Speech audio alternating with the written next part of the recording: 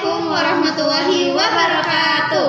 Halo, kami dari kelas 3A kelompok 12 yang beranggotakan saya Agner Aini dengan NIM 2400213. Perkenalkan, nama saya Nisa Imanila dengan NIM 2400179. Saya Nabila Nisina Putri dengan NIM 2407737. Kali ini kami akan menjelaskan tentang hambatan dalam pengelolaan kelas. Selamat menyaksikan. Yang pertama ada pengertian pengelolaan kelas. Pengelolaan kelas adalah proses bagaimana guru menciptakan suasana belajar yang kondusif, tertib, dan juga efektif. Dalam pengelolaan kelas, guru tidak hanya mengatur tempat duduk atau memastikan siswa tertib saja, tetapi juga mengelola interaksi, perilaku, dan dinamika yang terjadi selama pembelajaran. Pengelolaan kelas mencakup pengaturan fisik seperti tata letak ruang dan kebersihan, pengelolaan perilaku siswa melalui aturan dan juga konsekuensi, membangun hubungan sosial yang positif, serta memilih strategi pembelajaran yang tepat.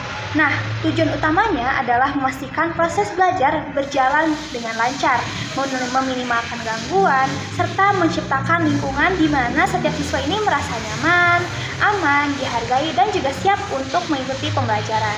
Selanjutnya, mengapa sih hambatan dalam pengelolaan kelas dapat terjadi?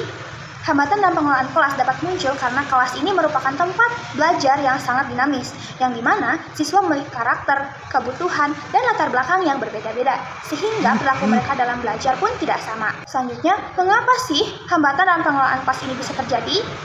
Hambatan dalam pengelolaan kelas dapat muncul karena kelas merupakan tempat belajar yang sangat dinamis. Siswa memiliki karakter, kebutuhan, dan juga latar belakang yang berbeda-beda, sehingga perilaku mereka dalam belajar pun tidak sama. Selain itu, kondisi lingkungan fisik seperti ruang yang sempit, pencahayaan yang kurang baik, atau kebisingan dari luar dapat mengganggu konsentrasi siswa. Di sisi lain juga, guru dapat mengalami kendala, misalnya seperti metode pembelajaran yang kurang variatif, kurangnya pengalaman dalam mengelola perilaku, atau tidak konsisten dalam menerapkan aturan. Baik, di sini saya akan menjelaskan tentang jenis-jenis hambatan dalam pengelolaan kelas, khususnya yaitu hambatan dari peserta didik. Yang pertama yaitulah konflik antar siswa. Seperti yang kita tahu, konflik antar siswa dapat mengganggu fokus belajar karena terjadinya perselisihan, saling ejek, atau ketidakcocokan antar teman. Lalu yang kedua yaitu adalah kurangnya motivasi belajar. Nah, beberapa siswa itu terkadang tampak tidak bersemangat gitu mengikuti pembelajaran, kurang inisiatif, atau cepat bosan. Yang ketiga yaitu siswa itu terlalu aktif atau terlalu pasif. Nah, seringkali ya kita jumpai di setiap kelas ada siswa itu yang terlalu aktif gitu hingga mendominasi kegiatan di kelas, dan ada pula yang sangat pasif sehingga dia itu tidak mau terlibat gitu. Hambatan yang terakhir yaitu perbedaan kemampuan akademik yang mencolok gitu. Dalam satu kelas biasanya terdapat siswa dengan kemampuan yang tinggi, sedang, dan rendah. Selain hambatan dari peserta didik, ada juga hambatan dari guru gitu. Yang pertama karena komunikasi yang kurang efektif. Nah, guru terkadang dalam menyampaikan instruksi atau penjelasan itu dengan kurang jelas. Kedua, penggunaan metode pembelajaran yang monoton. Nah, metode pembelajaran yang gunakan cenderung sama dan tidak bervariasi itu terkadang membuat siswa itu menjadi mudah merasa bosan dan kurang tertarik gitu mengikuti kegiatan pembelajaran. Lalu hambatan yang ketiga yaitu karena kurangnya penguasaan manajemen kelas. Nah, terkadang guru itu belum optimal gitu ya dalam mengatur aturan, alur kegiatan, serta mengenangani perilaku siswa. Yang keempat yaitu karena tidak konsisten gitu dalam menetapkan aturan dan konsekuensi. Lalu hambatan yang terakhir yaitu karena kurangnya memahami karakteristik siswa. Jadi guru itu belum sepenuhnya gitu mengenal perbedaan kebutuhan, kemampuan, dan gaya belajar masing-masing siswanya. Nah, selain dari hambatan peserta didik dan guru, ada juga hambatan dari lingkungan kelas. Yaitu yang pertama, karena cahaya atau ventilasi yang kurang baik. Jadi kondisi kelas yang minim pencahayaan atau memiliki ventilasi yang kurang memadai dapat menyebabkan ruang belajar itu menjadi gelap, panas, atau pengap. Nah, hal ini itu membuat siswa itu cepat lelah dan sulit berkonsentrasi. Lalu yang kedua yaitu karena media pembelajaran yang tidak memadai. Nah, keterbatasan alat peraga seperti LCD maupun bahan ajar lainnya itu membuat guru itu kesulitan gitu menyampaikan materi dengan cara yang menarik. Hambatan yang ketiga yaitu karena ruang kelas sempit atau tidak tertata. Nah, kelas yang berukuran sempit atau tidak tertata dengan baik dapat membatasi ruang gerak siswa. Lalu yang terakhir yaitu karena kondisi kelas yang bising. Kebisingan yang berasal dari lingkungan sekitar seperti suara jalan raya, kantin, atau kegiatan sekolah lainnya dapat mengganggu konsentrasi siswa dan menghambat proses pembelajaran yang tidak berlangsung secara optimal. Nah, tibalah kita di hambatan jenis terakhir yaitu hambatan administratif dan sistem. Nah, hambatan ini memiliki 4 4 hambatan. Yang pertama yaitu karena jadwal pembelajaran terlalu padat. Nah, jadwal pembelajaran yang terlalu padat membuat siswa dan guru itu lebih cepat gitu mengalami kelelahan.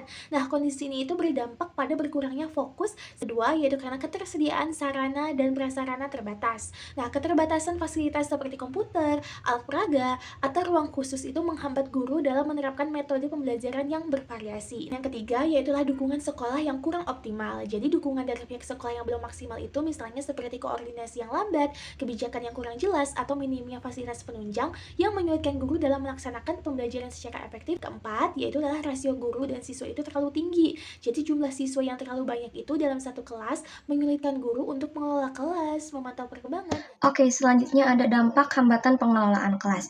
Jadi yang pertama itu ada suasana kelas tidak kondusif, dan kedua tujuan pembelajaran sulit tercapai, ketiga menurunnya motivasi dan disiplin siswa, serta beban stres guru juga meningkat, dan terjadinya kesenjangan hasil belajar. Nah, kita masuk ke strategi mengatasi hambatan yang muncul dari siswa di kelas. Yang pertama itu meningkatkan kompetensi melalui pelatihan. Jadi guru ini mengikuti pelatihan, workshop, atau webinar agar terus menambah pengetahuannya dan keterampilan mengajarnya. Dengan kompetensi yang meningkat, guru itu bisa menghadapi berbagai karakter dan kebutuhan siswa dengan lebih baik. Lalu yang kedua itu ada variasi metode pembelajaran. Jadi guru itu tidak hanya memakai satu cara mengajar, tetapi menggunakan diskusi, proyek seperti PJBL, pemecahan masalah seperti PBL, dan permainan edukatif. Tujuannya itu supaya siswa tidak bosan dan lebih aktif dan juga lebih mudah memahami materi.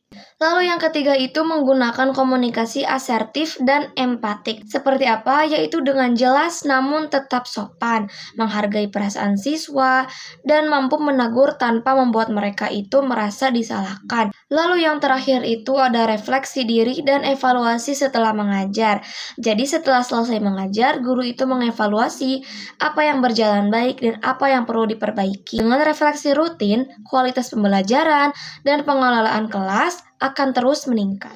Nah, dari contoh kasus singkat tersebut, kita analisiskan bahwa pertama itu ada kelas ramai karena aturan kelas itu belum ditegakkan dengan konsisten, dan beberapa siswa itu tidak fokus karena kegiatan belajar itu kurang menarik, dan sering terjadi konflik kecil muncul karena siswa itu belum terbiasa menyelesaikan masalah dengan baik. Solusinya itu apa?